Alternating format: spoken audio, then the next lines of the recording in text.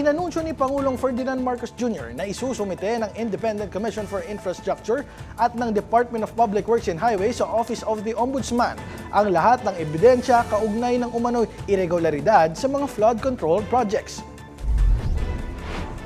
Sa isang video message, sinabi ng Pangulo na kasama sa mga iniimbestigahan ang mga natuklasang ebidensyang umano'y nagdidiin kina dating House Speaker Martin Romualdez at nagbitiw na ako Bicol Party List Representative Zaldico. Magandang araw po sa inyong lahat.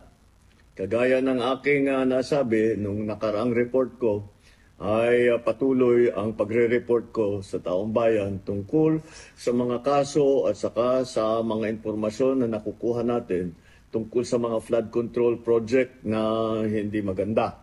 At kaya ngayon ay nais kong ipalaman sa ating mga kababayan na ang ICI at saka ang DPWH ay lahat ng nakuha nila na impormasyon ay ire-refer, ibibigay na sa Ombudsman para imbestigahan ng Ombudsman. Ito ay tungkol sa mga impormasyon ng dating Speaker Martin Romualdez at saka ni Zaldico. Pag nakita lahat ng ebidensya, baka mag-file ng kaso ng plunder o anti-graft o indirect bribery. Malakas naman ang loob natin na yung Ombudsman ang ginagawa lamang ay sumusunod sa ebidensya.